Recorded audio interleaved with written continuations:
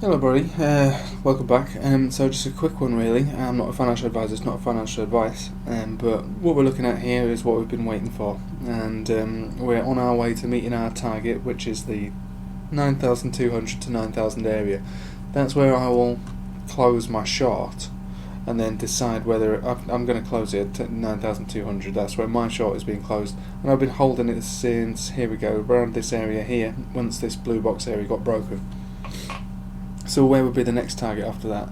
You know, closing it here might seem like I'm shooting myself in the foot, but if this area gets tested again, we're likely to see a bounce like we have done this area and this area. But if it breaks below, and it breaks below 9,000 to, let's just say, 8,850, then that is actually a really big problem. So we'll look at this on the daily. So my pitchfork that I put in is just, you know, I've had this in since earlier. If you watch my previous videos, I was saying that we're in this little crunch zone here where we're going to be knocked down. We've been knocked down, so we're coming down now. And this pitchfork to me seems like a very good trend indicator at this point. So where's the next stop? First stop is certainly going to be around this area. Well, I mean, we're finding a bounce at 9,600, no question. That is a predetermined support, but it's probably going to be broken now that we've got this far down. So next support is going to be 9,200 to 9,000. Going to find a decent support there and a bit of a bounce, but depending on how deep the wick goes, and we'll just have a little look a bit closer into this area over here. If my computer will do it. So here we see a deep wick and then not such deep wick. What we want to see is a wick that breaks beneath 9,000 and would be good to have a candlestick close beneath 9,000 if you want to determine a further fall. So anyway, we're going to find ourselves bouncing on this area. Then what we're going to need to see is how deep the wick went. If the wick broke beneath it and the candle closed, you know, somewhere around here, but largely facing down with a smaller wick towards the bottom, I would suggest that this area is going to be broken. And then we're going to find our next test on this area here. Now this is still moving up, I should say. So depending on when this move happens, probably not going to be tonight, but over the next few days, maybe a few weeks perhaps, we'll test on this 200 EMA. That will form a decent bounce, as we have seen in the past. I've not got the right chart up, but generally speaking, in the past, when it proves to be pretty strong, but when it breaks, it's devastating. So what will happen then is that our last form of actual real resistance is going to be around this blue box, this yellow 200 simple. So this is going to play out perhaps maybe over days and weeks, maybe even longer actually, but days and weeks.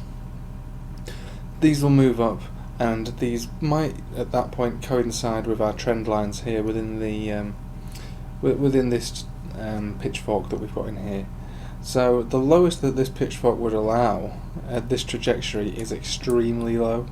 I mean, obviously it's all the way down, but it's pretty sharp and pretty fast, which would suggest to me that this is going to be played out over probably a smaller time frame than you might think.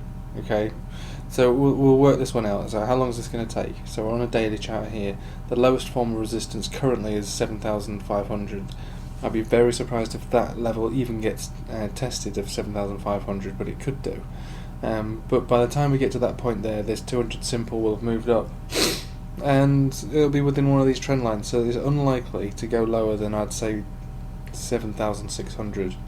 I mean, I say it's unlikely. It's unlikely because the amount of money that'd still be left in. A 35% retracement from a death cross, which is it's not happened, but the market in general has received a death cross. So we'll say the death cross occurs around this stage here. 25% down, 35% would be at a level of 6,500. Okay, so I stand corrected. So we could say 6,500 could be the lowest it could possibly go, but I think that would certainly be very low, and I imagine there'd be quite a lot of support around 7,000. but it's not out of the question. Let's just leave it open to interpretation. The chart shows a steep trajectory down at this point. There's actually charted to have worked, and we've had supports here, we've had resistances here, we've had resistances all the way down, tested all these times. This is the daily chart, by the way. It's been very accurate. So 1, 2, 3, 4, 5, 6, 7, 8, 9 times it's been tested on the resistance and it's not broken. And on the support we found 1, 2, 3, 4, 5 really, where it started.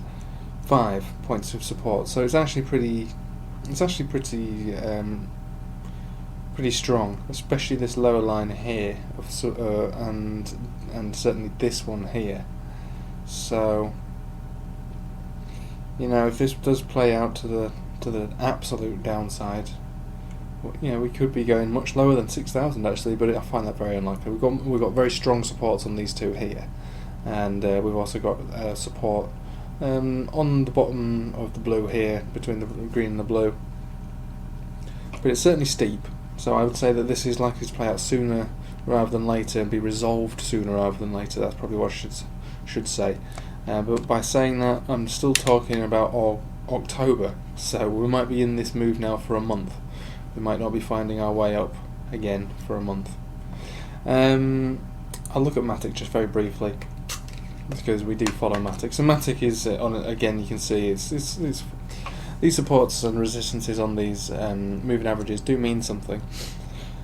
So we're finding this bounce again actually, 1, 2, 3, strong. Well, it's bounced quite a few times from this, and this is our last stand before we really start to make lower sort of Satoshi pairs. So we've got 132 to about 130, that's our last resort. If that breaks down, then we are going all the way back down, probably down to this area here of 100, so it'll be quite a steep fall for Matic if it can't hold up this resistance. And just looking at the state of Bitcoin at the moment, it's unlikely to hold for a great deal. It could quite easily break when we look at the state of Bitcoin on the daily, and obviously the weekly is bearish too. So I don't even need to look at the 4 hourly to know what that's going to look like. Very steep. We are probably going to be losing 130 Satoshis over time with Matic, unless of course something magical happens. Altcoins are always susceptible to news and events, so something could happen for Matic to change that. And when we have a look at the tether pairing, what we're really looking at is if this area now breaks, which technically it has broken. I would say that the support, the last area of support for Matic was on 0.0135 area, which is broken down now. So we're looking to find our resolve around 12, which we're not too far away. That should cause a nice bounce for us. If we break 12, then worst case scenario is back to a cent and definitely below 100 Satoshis. And while we're here, we'll just have a quick look at the crypto index. I'll put some of my indicators on, hang on.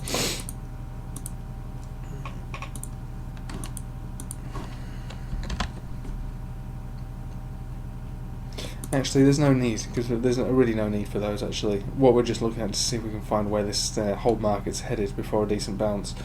And it's actually heading down at this moment in time across the board. This is our level of resistance, so expect another 6% across the board on the crypto index. So if you think of your strongest altcoin, think of another 6%, and anything lower than that would be tragic for you.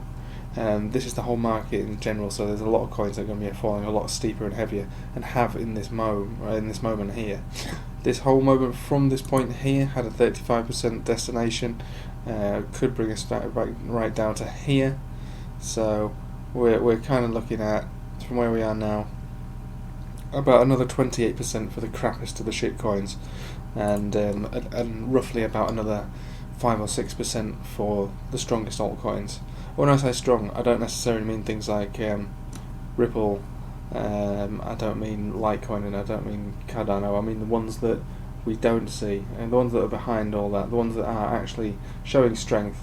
That's what you need to look out for. When this whole moment has played out, and we've reached our target down here on the crypto index, We want to see who's fallen further and who's fallen less. It will show the strongest against the weakest.